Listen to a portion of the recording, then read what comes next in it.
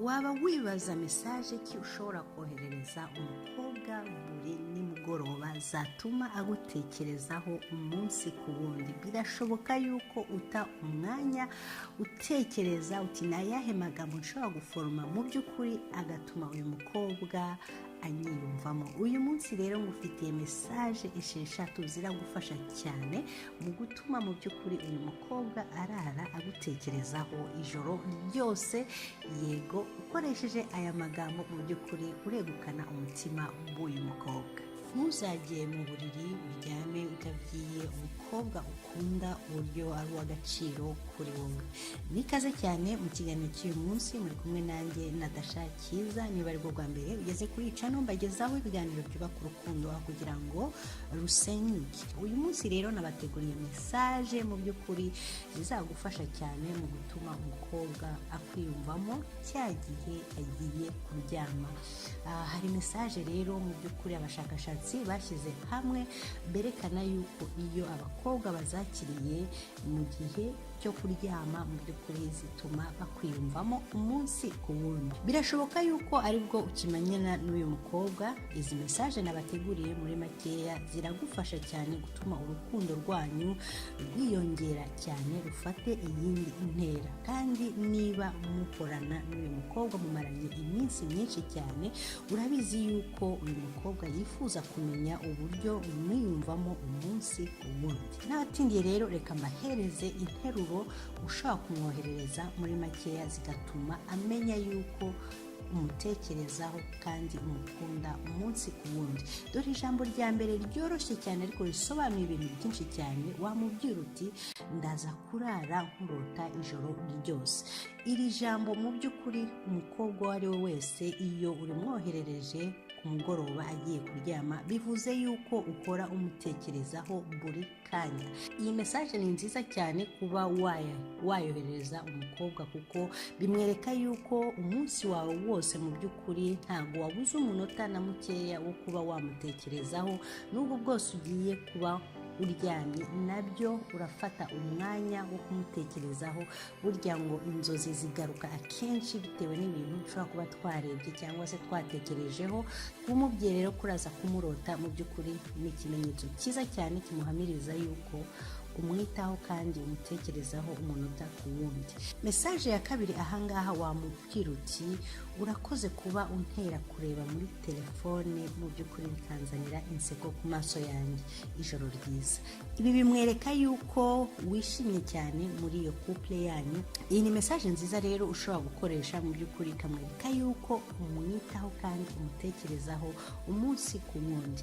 Iyi ni message ahangaha wamubwira uti ndumva nshaka kumva ijwi ryawe, cyangwa se kumureba kuri video mbere yuko ujya kuryama. Iki ni cyereka umukobwa yuko mu by'ukuri ari special cyane.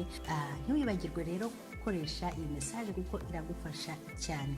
Iyindi message ahangaha, niba mukorana cyangwa se mushobora kuba mwahura, wamubwira uti singiye ndota bucya mbone inseko yawe. Yes, iyi ni message iryohera abakobwa cyane kuko ahangaha uyikoresheje mu buryo bwa compliment, kandi compliment ni ikintu muri makeya gituma umukobwa agutekerezaho cyangwa se akuzaho cyane bitewe n'ayo magambo meza uba umubwira cyangwa se umutaka. Mu by'ukuri bimwereka yuko ari uw'agaciro cyane imbere yawe. Ikindi ahangaha, iyi message ni kimwe mu bizamuhishurira uburyo umunsi mushobora kuba mwabana, uburyo uzamwitaho, uburyo uzamukunda.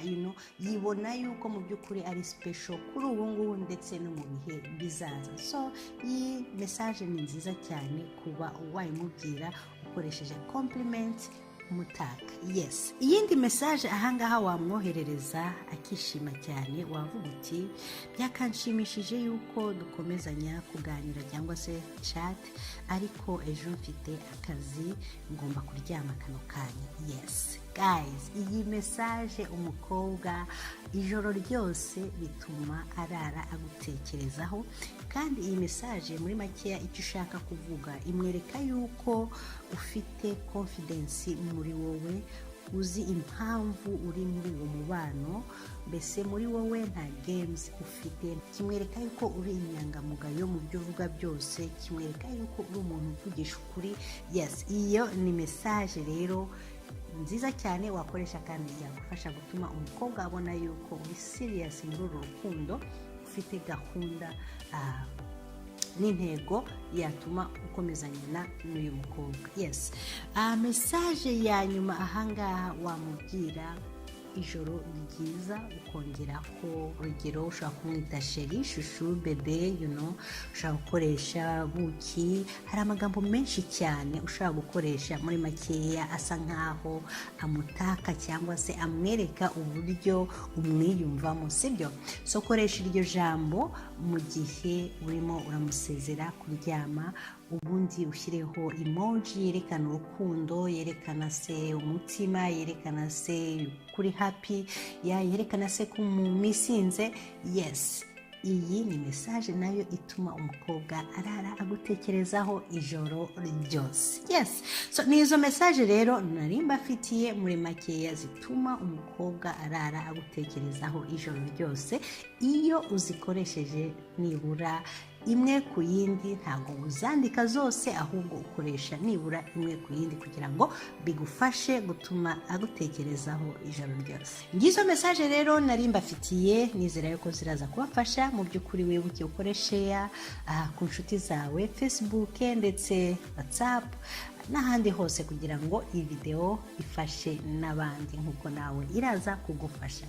Yes, turi kumwe rero. Imana ibarinda aho muri hose kandi naho ubutaha. Ciao, bye bye.